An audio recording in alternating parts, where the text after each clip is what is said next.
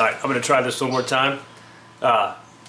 Yesterday I went out to a restaurant called The Keg and met the fire inspector out there, which was Fire Inspector Mark Gomez.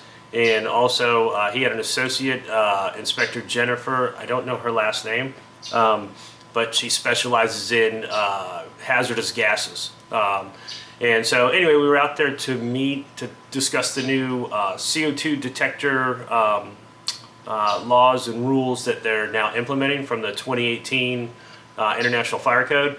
Phoenix has their own version of it, so they made it a little bit tougher than the normal standards.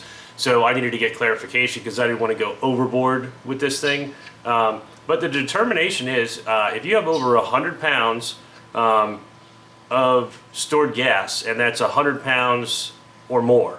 So remember that 100 pounds or more, then you're going to need a CO2 detection system that trips at 5,000 parts per million, and then actually sets off the fire alarm at 30,000 parts per million, because at that point it becomes lethal.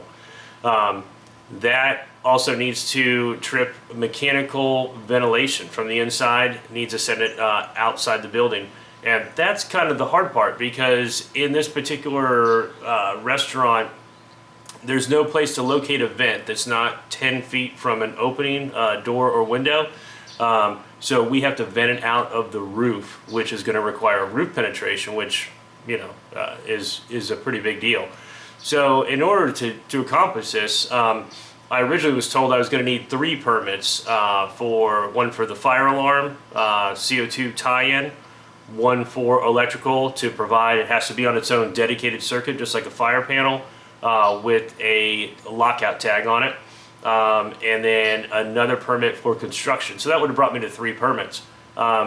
Anyway, when they came out and met with me, which I can't say enough good things about Phoenix Fire coming out and actually working with the customer and the people that are installing the alarm system, such as myself. They came out and they said that we could do it all under one permit, which is going to save the customer a lot of money and me a lot of headaches from having to draw up 3 different sets of submittals. So I thought that was really nice of them to do that. Also, as an alternative, if you have a mom and pop shop, this is one of my big complaints or arguments for this whole implementation of the mechanical ventilation and the system. If you have a mom and pop shop and they have what's considered bulk storage, which is 100 pounds or more of CO2 gas, they can actually elect to use 2 smaller 50-pound or even 25-pound, but they can elect to use 2 50-pound CO2 canisters, and they can be connected, but only one can be operational at a time.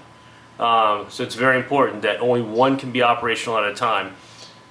Jennifer, the inspector, said that if they opt to do that, then they don't need the mechanical ventilation or the CO2 detector system. She was 95% sure that it would negate the need for the detector system.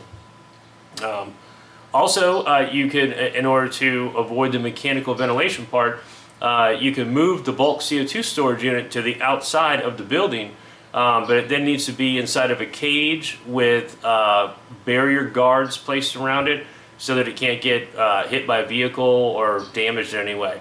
But she did say that if you do that, you still need to have some kind of emergency air evacuation system inside the building. So it's not as labor intensive as the mechanical ventilation, but it's still a requirement to move air outside the building if the gas CO2 detector trips. So, this is a new thing that they're really starting to enforce, and it as with anything, it's a little confusing in the beginning. So that's why they were nice enough to come out and kind of answer questions on the spot to actually see the environment that everything's being put into, because every situation is different.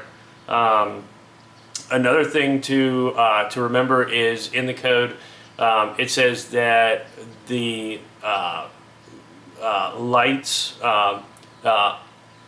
visible notification has to be placed in every common area. So I asked if that was every dining room or just the main lobby, and a good rule of thumb we determined was any place that there is a notification light for the fire alarm system, you're going to need an amber colored light for the CO2 notification system as well. So in a place like the keg, we ended up having to put in, I think it's going to be 5 lights altogether. So anyway, I will update you more as we progress through this. I'm getting ready to draw up the estimate and start to prepare the submittals. So anyway, hope this helps. I know it gets confusing, but hopefully it's a good start, and we'll have more information on it later. Thanks. That's Tifton.